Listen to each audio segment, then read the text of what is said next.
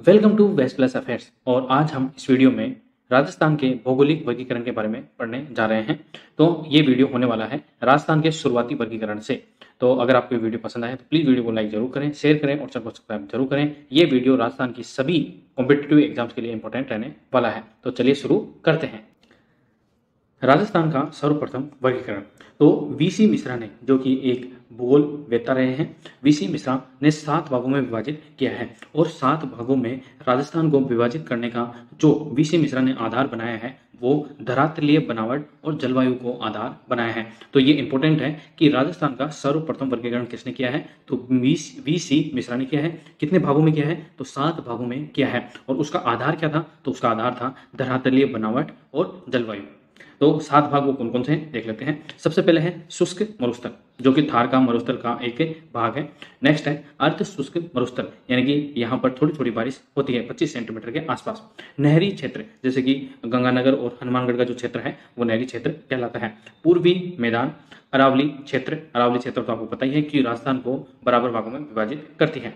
चंबल बीहड़, ये हाड़ौती क्षेत्र में आ जाता है। तो राजस्थान का दक्षिण पूर्वी क्षेत्र है। और दक्षिण पूर्वी औद्योगिक क्षेत्र, जिसमें सर्वाधिक बारिश भी होती है। तो यह वीसी मिश्रा ने 7 भागों में राजस्थान का सर्वप्रथम वर्गीकरण किया, जिसका आधार रखा धरातलीय बनावट और जलवायु। तो आपने देख लिया कि वो कौन कौन से भाग हैं, ठीक है। तो उसके नाम भी अपन ने देख लिए। अगर आपसे एग्जाम में पूछा है कि वीसी मिश्रा ने कितने भागों में जलवायु राजस्थान का वर्गीकरण किया है, भौगोलिक रूप से जो वर्गीकरण किया है वो 7 भागों में किया है। और उसका आधार रखा है धरातलीय बनावट और जलवायु। ये सेंटेंस आपको याद रखना है, इसके आधार पर आपसे क्वेश्चन पूछा जा सकता है, इसलिए आपको ध्यान रखना पड़ेगा ना मेरी जान, ठीक है। तो चलिए नेक्स्ट है। तो ये देखिए, इस तरीके से वीसी मिश्रा ने राजस्थान को 7 भागों में विभाजित किया है। कौन कौन से देख लेते हैं। सबसे पहला है शुष्क मरुस्थल। ये थार के मरुस्थल का भाग है, जहां पर 25 सेंटीमीटर से कम बारिश होती है और इसको मरुस्थल कहा जाता है। ये हनुमानगढ़ और गंगानगर का एरिया है, बीकानेर का एरिया है। और इसको नहरी क्षेत्र के रूप में जाना जाता है। और इंदिरा गांधी नहर जो है वो यहाँ से निकाली गई है। फिर ये जो क्षेत्र है ये है अर्ध शुष्क मरुस्थल, यहाँ पर थोड़ी थोड़ी बारिश होती है अरब सागरीय शाखा से। नेक्स्ट है अरावली का क्षेत्र, ये सिरोही का क्षेत्र है और यहाँ से अरावली ये निकलती है, जो राजस्थान को 2 भागों में विभाजित करती है। ये आ गया पूर्वी मैदान, ये चंबल का बिखेड़ एरिया। और ये जो दोनों क्षेत्र है यहाँ पे सर्वाधिक बारिश होती है। और जो मानसून है वो प्रवेश कहाँ से करता है, तो झालावाड़ से प्रवेश करता है। कब करता है, 16 जून को करता है। हम आगे वो भी देखेंगे। नेक्स्ट है, अभी जैसे कि आपको पता है कि 12 नए जिले और बन चुके हैं। तो 33 तो पहले थे राजस्थान के अंदर और 12 और हो गए, तो इसका मतलब हो गया 50 जिले हो गए राजस्थान के अंदर। तो देश के अंदर सर्वाधिक जिलों वाला राज्य में जो राजस्थान का जो नंबर आता है वो दूसरा नंबर आता है, आएगा, मतलब 50 जिलों हो जाने के बाद। तो अभी तक जिलों की जो सीमाएं हैं वो निर्धारित की जा रही है, धीरे धीरे चुनाव से पहले निर्धारित कर दी जाएगी, ताकि जो सीमा विवाद है वो ना रहे जिलों के मध्य। तो ऐसे ही है, ये जो क्षेत्र है ये है दक्षिण पूर्वी औद्योगिक प्रदेश। तो इसे कुल मिलाकर 7 भागों में विभाजित किया है वीसी मिश्रा ने राजस्थान को। नेक्स्ट है वर्तमान वर्गीकरण। तो वो तो हमने देख लिया कि सर्वप्रथम जो राजस्थान का वर्गीकरण किया है वीसी मिश्रा ने, वो सर्वप्रथम वर्गीकरण था। जो वर्तमान के अंदर जो वर्गीकरण है वो एच.एम. सक्सेना के द्वारा किया गया है, जो कि 1994 में आया था। कब आया था, 1994 में आया था। और राजस्थान का जो वर्तमान वर्गीकरण अभी तक वैलिड है और उसको 4 भागों में विभाजित किया गया है। और इसके विभाजन का जो आधार है, वर्गीकरण का जो आधार है वो क्या रखा गया है, जो एच.एम. सक्सेना है उसने क्या रखा है, धरातल की बनावट के आधार पर इसको वर्गीकृत किया गया है। हालांकि वीसी शर्मा ने जो वर्गीकरण किया था वो धरातल की बनावट के साथ साथ जलवायु को भी शामिल किया था, लेकिन एच.एम. सक्सेना ने वर्तमान वर्गीकरण 1994 में जारी किया गया था, जो 4 भागों में था। और इसका आधार एकमात्र फैक्टर था वो था धरातल की बनावट, यानी कि मैदानों की बनावट, उबड़ खाबड़ कैसा भी है, ठीक है, वो सारी चीजें। तो 4 भाग वो कौन कौन से हैं। सबसे पहला तो है पश्चिमी मरुस्थल, जो मैंने आपको अभी बताई दिया है। और दूसरा है अरावली पर्वतमाला, तीसरा पूर्वी मैदान और चौथा है दक्षिण पूर्वी पठार। जैसे कि ये राजस्थान का मैप है, प्रतीकात्मक मैप है, हालांकि सही से बनाया है मैंने। तो 4 भागों में विभाजित किया है किसने, एच.एम. सक्सेना ने। तो ये तो मरुस्थल हो गया, ये अरावली हो गई, और ये पूर्वी मैदान हो गया, और ये जो क्षेत्र हो गया ये दक्षिण पूर्वी जो पठार है वो क्षेत्र हो गया। तो ये आपको इस तरीके से याद रखना है। तो अगर आपको ये वीडियो पसंद आता है और इन्फॉर्मेटिव लगता है, आपके एग्जाम के पॉइंट ऑफ व्यू से ये महत्वपूर्ण वीडियो है, अगर आपके एग्जाम में ये हेल्प करता है तो प्लीज़ वीडियो को लाइक कर दें, शेयर कर दें और चैनल को सब्सक्राइब जरूर कर दें ऐसे ही और वीडियो देखने के लिए। अब भौतिक प्रदेशों का जो निर्माण है वो कैसे होता है, आपने सुना होगा Panthalassa, Pangaea, Angara land, Gondwana land. तो इसी के आधार पर जो दुनिया है पहले एक छोटे से ऐसे गोले में थी। देखिए ये छोटे से गोले में थी, ये जो मध्य भाग है ये ठोस है, मतलब एकीकृत ये पेंजिया था। बाद में ये जलीय भाग है इसको पेंथालसा कहा गया। क्या कहा गया? पेंथालसा कहा गया। धीरे धीरे ये जो बीच का जो ठोस भाग है ये दो टुकड़ों में बट गया, जिसमें एक टुकड़ा जो ऊपरी टुकड़ा है वो अंगारा लैंड बना और जो निचला टुकड़ा है वो गोंडवाना लैंड बना। और गोंडवाना लैंड से ही हमारे इंडिया की यानी कि भारत की उत्पत्ति होती है, और भारत की उत्पत्ति गोंडवाना लैंड से होती है, तो राजस्थान की उत्पत्ति भी गोंडवाना लैंड से ही होती है। तो भौतिक प्रदेशों का निर्माण जैसे कि अंगारा लैंड, गोंडवाना लैंड, पेंजिया और पेंथालसा, मैंने आपको समझा दिया कि शुरुआत में जो एक जो पृथ्वी थी एकदम गोल थी, मतलब सारे जो आज के जितने भी जो 7 कॉन्टिनेंट हैं, ठीक है, वो सभी एक साथ थे। ठीक है, धीरे धीरे वो समय के साथ अलग हुए और अलग होकर हमारा भारत बना, और भारत के साथ ही राजस्थान प्रदेश का निर्माण भी हुआ। अब ये थोड़ा कोट है तो इसको देख लीजिए आप। कई बार क्या होता है जो बच्चा होता है ना वो बड़ों से तुलना करने लग जाता है, तो ऐसा नहीं करना है।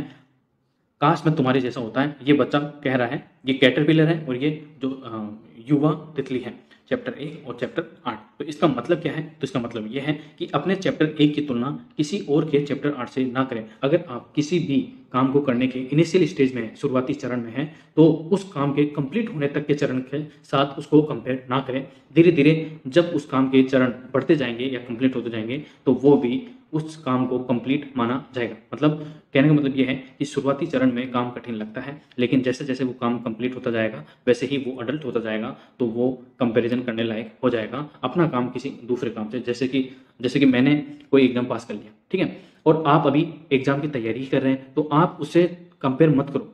ठीक है, आपको कंपेयर नहीं करना है किसी और से। आप खुद का ध्यान रखो, अपनी फाउंडेशन मजबूत करो। जब तक आपकी फाउंडेशन मजबूत नहीं होगी ना, तब तक आप किसी काम को कर ही नहीं पाओगे। ठीक है, तो ये है आज का विचार, संडे का विचार, कि काश मैं तुम्हारे जैसा होता। तो ऐसा नहीं है। जैसे जैसे आप अपना फाउंडेशन कंप्लीट करते जाओगे, मजबूत करते जाओगे, तो आप भी उससे अच्छा ही कर पाओगे। ठीक है, तो अपने चैप्टर 1 की तुलना किसी और के चैप्टर 8 से नहीं करनी चाहिए। ठीक है, तो चलिए शुरू करते हैं। नेक्स्ट क्या है हमारा? नेक्स्ट है, अब कुछ जैसे कि देख लेते हैं कि प्रायद्वीपीय भाग क्या होता है। तो प्रायद्वीपीय भाग क्या होता है? जो पानी से तीनों ओर से घिरा हुआ होता है, जो जमीनी भाग पानी से तीनों ओर से घिरा होता है, उसको प्रायद्वीपीय भाग कहा जाता है। जैसे कि इंडिया का जो दक्षिणी क्षेत्र है वो पानी से तीनों ओर से घिरा हुआ है। इधर से अरब सागर से घिरा हुआ है, इधर से बंगाल की खाड़ी से घिरा हुआ है, और नीचे हिंद महासागर से घिरा हुआ है। इसी वजह से ये जो भाग है भारत का, वो प्रायद्वीपीय भाग कहलाता है। तो ये आपको ध्यान रखना है, कई बार कंफ्यूजन हो जाता है और इसी वजह से क्वेश्चन भी गलत हो जाते हैं। अब राजस्थान का जो पश्चिमी मरुस्थल है, ठीक है, तो राजस्थान का ये जो पश्चिमी मरुस्थल है ये भारत के थार के मरुस्थल का भाग है। कौन किसका भाग है? जो भारत के अंदर थार का मरुस्थल है उसका भाग है राजस्थान का पश्चिमी मरुस्थल। फिर जो राजस्थान में अरावली है वो प्रायद्वीपीय पठार का हिस्सा है। जो इंडिया की जो प्रायद्वीपीय पठार है उसका हिस्सा है अरावली। पूर्वी मैदान उत्तरी मैदान का हिस्सा है। ठीक है, ये उत्तरी मैदान है इंडिया का, और यहाँ जो राजस्थान का पूर्वी मैदान है ये वाला, ठीक है, वो उत्तरी मैदान का हिस्सा है। तो कई बार पूछ लेते हैं एग्जाम के अंदर, तो ये आपको ध्यान रखना है। और दक्षिणी पूर्वी पठार, जो राजस्थान का दक्षिण पूर्वी पठार है, वो प्रायद्वीपीय पठार का हिस्सा है, इसलिए आपको ध्यान रखना है। कई बार ये टर्म्स जब तक आपके दिमाग में क्लियर नहीं होंगे ना, ये कॉन्सेप्ट है, अगर ये कॉन्सेप्ट ही क्लियर नहीं होंगे तो जब क्वेश्चन के अंदर टर्म्स आएंगे ना कि प्रायद्वीपीय भाग ये होता है, पश्चिम मरुस्थल क्या है, अरावली क्या है, पूर्वी मैदान क्या है, दक्षिण पूर्वी पठार किसका भाग है, तो ये माइंड में अगर आपके क्लियर हो जाएगा तो आपके 50% क्वेश्चन तो यूं ही सोल्व हो जाएंगे। इसलिए ये टर्म्स आपको माइंड के अंदर क्लियर होनी चाहिए, ये कॉन्सेप्ट्स हैं जो आपके क्लियर होने चाहिए। एक बार फिर से मैं आपको बता देता हूँ, प्रायद्वीपीय भाग वो होता है जो वह जमीनी भाग जो तीन तरफ से पानी से घिरा होता है, और मैंने आपको बना के भी बता दिया, जो इंडिया का जो दक्षिणी भाग है, ठीक है, वो इधर से अरब सागर से, इधर से बंगाल की खाड़ी से, और नीचे हिंद महासागर से घिरा हुआ है। इसी वजह से इस क्षेत्र को, भारत के इस क्षेत्र को प्रायद्वीपीय भाग कहा जाता है। साथ में जो राजस्थान का पश्चिमी मरुस्थल है वो भारत के थार के मरुस्थल का हिस्सा है। अरावली प्रायद्वीपीय पठार का हिस्सा है। पूर्वी मैदान उत्तरी मैदान का हिस्सा है, और दक्षिणी पूर्वी पठार प्रायद्वीपीय पठार का हिस्सा है।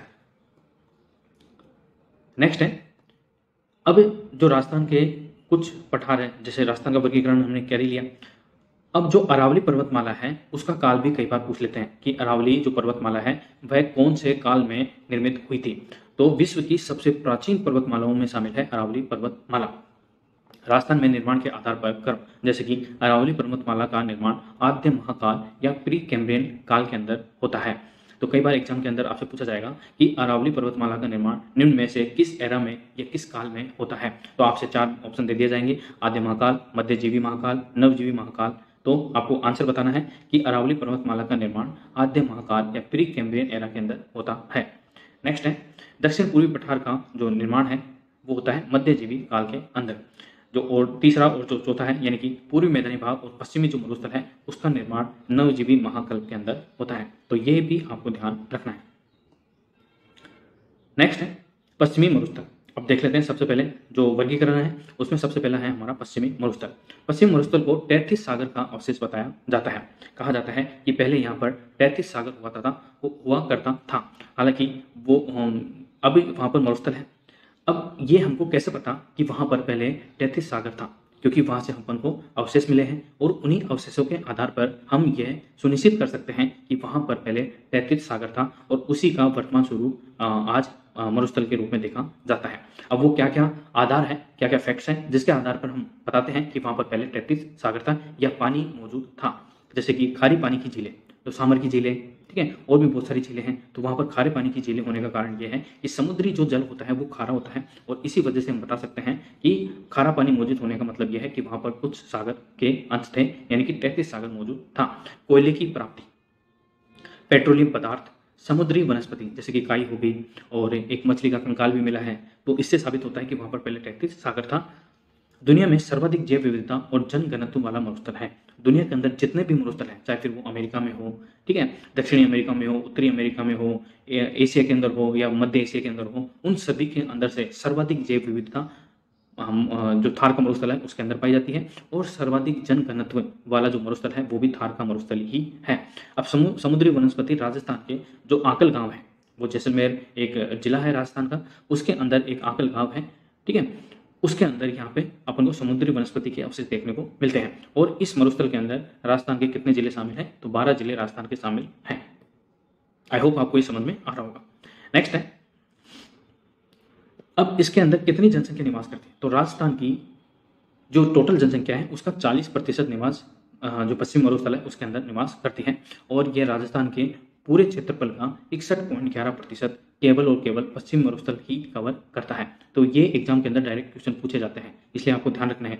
कई बार डायरेक्ट ये पूछ लेते हैं कि पश्चिमी मरुस्थल राजस्थान के कुल क्षेत्रफल का कितना प्रतिशत है, तो 61.11% है। और कितनी प्रतिशत राजस्थान की कुल जनसंख्या का कितना प्रतिशत पश्चिम मरुस्थल में निवास करती है, तो वो है 40%। ये 2011 के आंकड़े हैं, 2011 के अंदर जनगणना हुई थी उसके आंकड़े हैं, उसी के आधार पर मैं आपको बता रहा हूँ। नेक्स्ट है मिट्टी रेतीली है वहाँ की, बालू है और बलुई है। जल ग्रहण क्षमता सबसे कम है। आपको पता है जो रेत होती है उसकी जो जल संधारण जो क्षमता होती है वो सबसे कम होती है। अगर हम तुलना करें कोटा के अंदर जो हाड़ौती क्षेत्र है वहाँ पर जो मिट्टी है वो चिकनी है और वहाँ की जो जल संधारण क्षमता है, ठीक है, जल ग्रहण करने की जो क्षमता है वो सर्वाधिक मानी जाती है। नेक्स्ट है यहाँ पर वर्षा 20 से 50 सेंटीमीटर होती है। मैंने आपको बताया कि जो 25 सेंटीमीटर रेखा है वो अरावली और पश्चिमी मरुस्थल को अलग अलग करती है, तो ये भी आपको ध्यान रखना है। वर्षा का औसत पश्चिम से पूर्व की ओर बढ़ता है, जो वर्षा का औसत है वो पश्चिम से पूर्व की ओर बढ़ता है। समगांव जैसलमेर, जो समगांव जैसलमेर है, बिल्कुल भी वर्षा नहीं होती है। अगर आपसे क्वेश्चन पूछा जाए कि राजस्थान का वह कौन सा स्थान है जहां पर बिल्कुल भी बारिश नहीं होती है, तो वो जैसलमेर का एक स्थान है समगांव जिसका नाम है, वहां पर बिल्कुल भी बारिश नहीं होती है और इसे राजस्थान का थंडर बोल्ट भी कहा जाता है। थंडर बोल्ट का मतलब यह है कि वहां पर बिजली भले ही कड़कती हो लेकिन बारिश की एक भी बूंद नहीं होती है, इसीलिए जैसलमेर के समगांव को थंडर बोल्ट कहा जाता है। तो इस वीडियो को हम आज यहीं समाप्त करते हैं। नेक्स्ट वीडियो में पढ़ेंगे राजस्थान की जलवायु, ठीक है। तो आपको ये वीडियो कैसा लगा आप मुझे कमेंट बॉक्स में बता सकते हैं। तब तक के लिए थैंक यू सो मच।